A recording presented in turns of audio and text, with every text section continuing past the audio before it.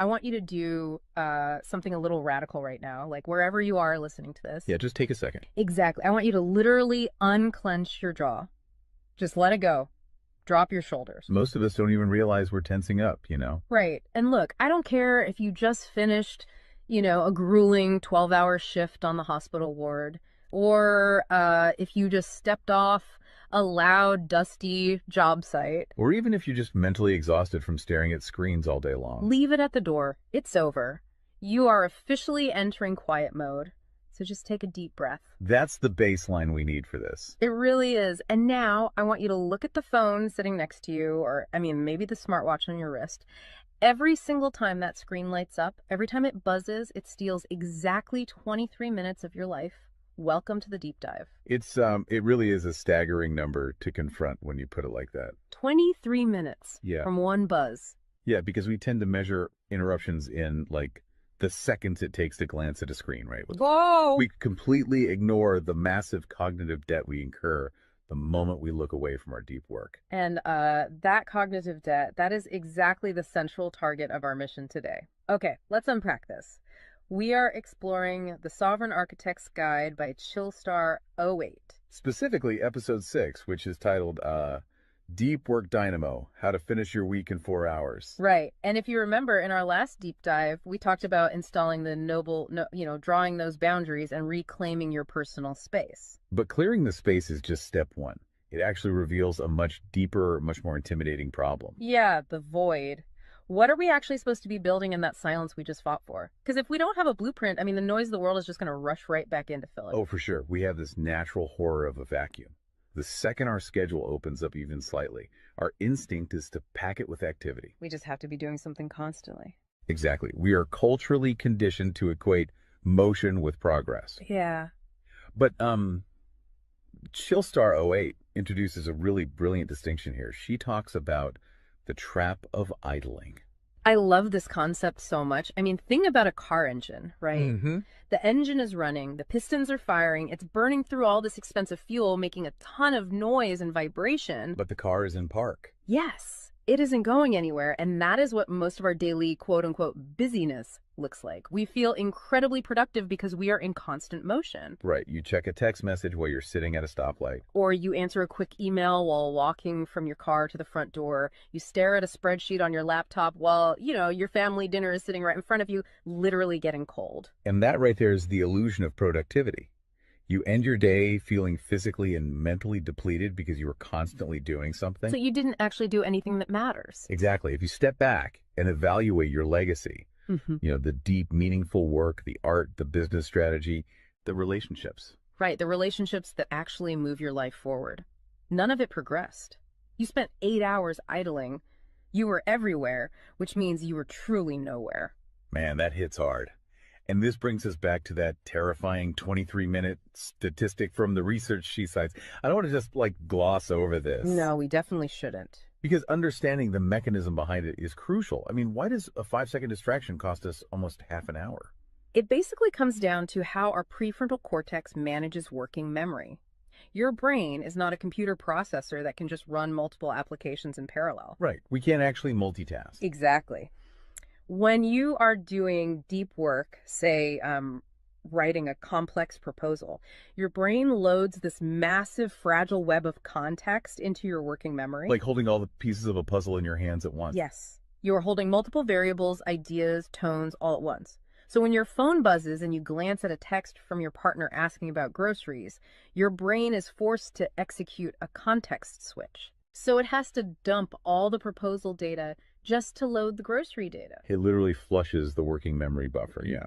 It has to process the new rules and the emotions associated with that text message. Wow. And then when you turn back to the proposal, you cannot just pick up where you left off. Your brain has to laboriously rebuild that entire web of context from scratch. Oh, I hate that feeling. Were you just staring at the screen like, what was I even saying? Right. It has to retrieve the thread of your argument. Remember the tone you were using, recall the variables. That rebuilding process takes an average of 23 minutes of cognitive effort. And it burns a ton of energy doing that, right? Massive amounts of glucose. That explains so much. I mean, that is why people hit 5 p.m. and feel physically exhausted, almost sick to their stomachs. Even if they've just been sitting in a really nice ergonomic chair all day. Exactly. They haven't been doing deep work. They've been doing cognitive gymnastics, just constantly flushing and reloading their working memory. They are burning fuel just to stay in park. So, okay, let me bring in what I like to call the transformer concept here. Because our focus is like an electrical grid. If you have, 50 browser tabs open, you are leaking energy as raw, unusable heat rather than concentrated light. That's a great way to look at it. So if we are all acting like our focus is this cheap renewable resource, how do we stop being what Chillstar '08 calls a subject to the pings of the world? I mean, how do we actually become the architect of our attention? Well, what's fascinating here is how she frames the philosophical shift we need. She says utility does not equal value. Oh, say that again. Utility does not equal value. Right. In the modern workforce, we have been completely conditioned to believe that being constantly available makes us valuable. Like if you answer a Slack message in 3 seconds, you're the hero. Exactly. You are praised as a good worker. Or if you jump on a Zoom call with like 5 minutes notice, you're a team player. But that is just utility. I mean, being highly available makes you a commodity. You're like a human router just passing information back and forth. And routers are easily replaced. True sovereignty, true value comes from being impactful. You simply cannot make a deep, lasting impact if your attention is constantly fractured by the agendas of other people. Yeah, when you operate like that human router, you are spending your finite, precious Mondays executing someone else's script. You're a subject to the pings of the world. Okay, so we know the biology of why this destroys our focus, and we understand the philosophical trap of, trying to be too available, but how do we actually fix the mechanics of our workday? We have to build the deep work dynamo. Right. So think of your attention like water pressure. If you poke 50 tiny holes in a garden hose, open browser tabs, email notifications, group chats. The water just trickles at the end. Exactly. You cannot wash a car with a trickle. You're just making the driveway wet. That's true. So the Dynamo Audit she lays out, it's about putting a high pressure nozzle on that hose. It narrows the opening to create a stream powerful enough to actually blast through the dirt. And the first step in that audit is auditing the physical environment itself. She calls it analyzing your signal-to-noise ratio. Okay, so visualize your workspace right now. She asks you to determine if it is a sanctuary or a transit hub. Let's be honest. Most of us are operating in transit hubs. A transit hub is a place of constant arrival and departure. People walking by, announcements over the loudspeaker, just a blur of motion. Yeah, and you can't build a legacy in a train station. But we need to push past the basic phones are distracting advice, right? Because our listeners already know that. Oh, absolutely. Chillstar '08's rule is much more brutal than that. She says if the phone is even sitting on your desk, even face down, it is acting as a parasite on your cognitive grid. A parasite, just by being in the room. The research supports this entirely, by the way. The mere presence of a smartphone in your visual field, even if it is completely powered off, measurably reduces your cognitive capacity. Because your brain is having to actively expend energy to ignore it, right? Exactly. It is running a background process that just keeps saying, don't check the phone, don't check the phone. That is energy being actively stolen from your primary task. So sovereignty literally begins the moment you physically remove the device from the room, put it in a drawer down the hall. Close the door. Make the physical environment quiet. But okay, let's say you've done that. That doesn't stop your own brain from creating internal noise, right? Like trying to juggle 5 projects at once. How do we fix the internal wiring? That brings us to the second pillar of the audit, which is the batch wiring rule. This directly addresses the danger of switching fatigue, which we touched on with that 23-minute penalty. Right, the cognitive glucose burn. Yeah. When we attempt to multitask, like writing a creative brief, then pausing to check inventory levels, then answering 3 customer service emails. And then trying to go back to the brief. Right. We are grinding our mental gears to dust. We are switching between entirely different cognitive states. Because creative writing uses a completely different part of the brain than calculating inventory, obviously. They require entirely different operating frequencies. So the batch wiring rule dictates that you must group similar tasks together based on their cognitive load. Okay. And you do not switch the current until that specific type of work is completely done. You do all your deep analytical thinking in one high-voltage And burst. then you save all your reactive administrative stuff for a separate lower voltage block later in the day. Precisely. It's all about staying in one gear. Like if you are driving up a really steep hill, you don't constantly shift between first gear and fifth gear. You lock into the gear that provides the right torque and you just ride it out. That's a perfect analogy. But okay, here's where it gets really interesting. This leads to the third pillar of the audit, and this is where I actually need to seriously push back on the source material a bit. She calls this the zero access window. Ah, yes. This is usually where the resistance starts for people.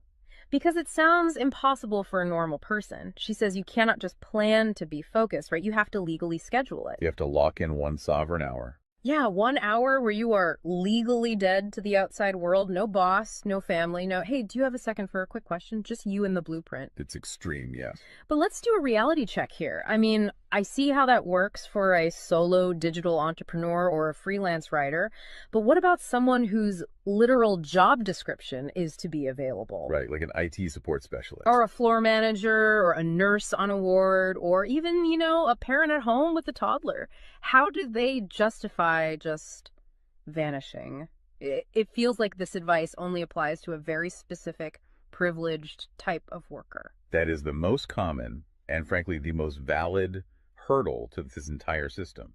But we really have to look at how the principle scales, and we have to look at the internal psychology of the worker. Okay, walk me through that. First, let's address the context of Chillstar '08's own life.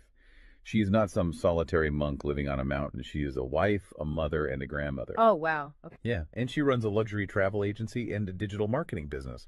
Her entire professional and personal life is built around communication and client management. She probably receives hundreds of legitimate demands on her attention every single day. So she is really in the thick of it. She isn't just speaking from some ivory tower. Far from it. She implements the zero access window because of those demands, not in spite of them. Now, for the IT manager or the nurse, obviously, you cannot vanish while on active duty if your role is acute response. Right. You can't ignore a burning server or a patient monitor. Exactly. But the principle applies to the deep work surrounding the active duty, the scheduling, the charting, the strategic planning. Even in highly reactive jobs, there is legacy work that gets pushed to the margins. That makes sense. And the challenge isn't just logistical, it is deeply psychological. It's the internal guilt, isn't it? Yes, exactly. People feel like bad employees or bad parents or bad partners when they set a hard boundary. Yeah. We tie our entire self-worth to our responsiveness. We think, if I am not instantly available, I am failing them. Man, that is so true. We feel guilty for taking an hour to ourselves. But setting a zero access window is not about neglecting your family or your team. It is about condensing your high level work into massive, high impact bursts of energy so that you can actually be present later. Wow. Okay. Consider the alternative. If you don't carve out that absolute focus, you end up giving your family or your team partial fractured attention for 12 hours straight. Exactly. You are physically at the dinner table, but mentally you are drafting an email. Or you are sitting on the floor playing with your kid, but you're checking a Slack notification over their shoulder. You are trading constant low quality availability for scheduled high quality presence. It is entirely about communicating boundaries to protect the quality of the time you do give people. You tell your team, look, I am going offline for 60 minutes to finish this crucial report. If the servers literally catch fire, call this specific emergency number. Otherwise, I will address all questions at 11:00 a.m. Right. You aren't vanishing to hide. You are vanishing to get the work done efficiently so you can actually live your life. Which brings us to the ultimate why behind this entire system. Because once you fight through that guilt, once you build this 4-hour fortress, you have to know what it is all for. It's not just about becoming a hyper-efficient robot. No, because if you use these tools just to do more of your boss's busy work or to take on 3 more stressful projects, you have entirely missed the point. You are just speeding up the treadmill. If we connect this to the bigger picture, the destination we are driving toward is a concept she calls passive magnetism. Okay, break down passive magnetism for us, because it sounds a bit abstract. Think of it as the gravity your work generates when it is undeniably good. Most people operate with active desperation. They are loudly networking, constantly posting, aggressively chasing clients or promotions. Just relying on sheer volume to get noticed. Right. Passive magnetism is the exact opposite. It is the ability to attract results, clients, wealth, legacy, or respect through the undeniable quality of your deep work. Because you actually took the time to build something substantial rather than just talking about building it. Yes.